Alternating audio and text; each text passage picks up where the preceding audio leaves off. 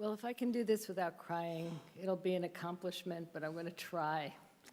It's more than a bit overwhelming to have been chosen for the prize and to be in the presence of such an awesome group of people.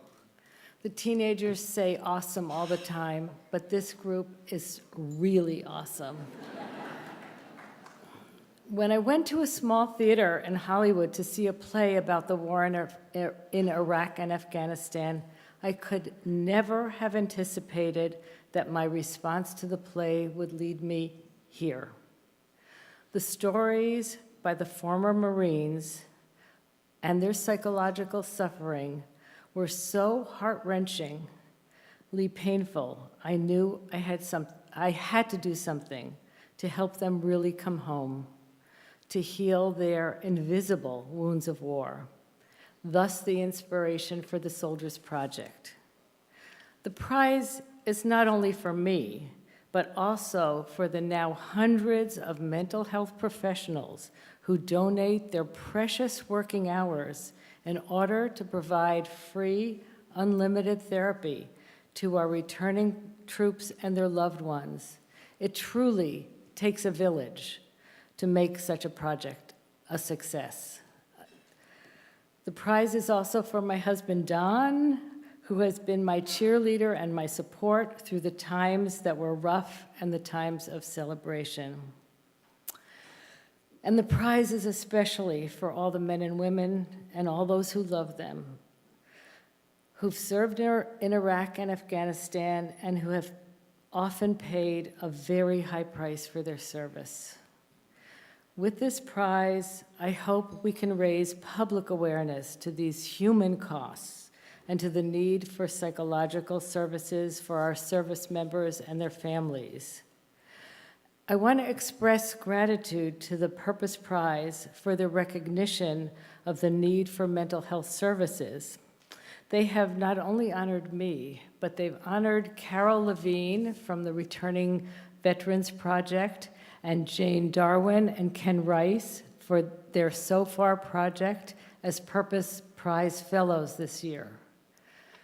I'm extremely grateful, and obviously those two groups are also doing the kind of work that we do at the Soldiers Project. I'm extremely grateful for Encore Careers for the recognition of the importance of our work, and for the recognition of the importance of the contributions of us old folks that we have to make to our society. I have personally been greatly enriched by my work with the Soldiers Project. I have come to know many amazing people within the military establishment, among the caregiving community, and among the soldiers and their families. I've discovered qualities within myself that I never knew I had. I have spent my professional career up to now as a listener, a supporter, someone in the background who enabled others to reach their full potential. And although I never was quite the stereotypic analyst who only said, I was not a very public person. With the Soldiers Project, I've had to develop a capacity to speak in public and to sell what we have to offer to the Veterans Administration, to the Department of Defense, to the returning troops and their families, and to inspire others in my profession to join me in this important work. With this work, I am also carrying on the long tradition of social action that I inherited from my parents and my grandparents. I wish they could be here tonight and share this great honor you've given me. I thank you for your recognition of our work.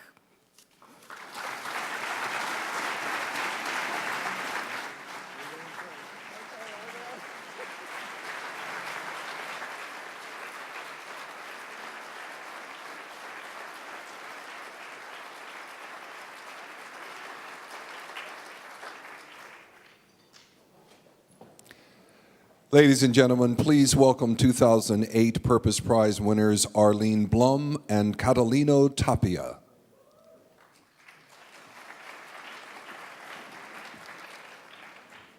As a mother, mountain climber, and chemist, I was outraged to learn about toxic chemicals in furniture and other products in our home.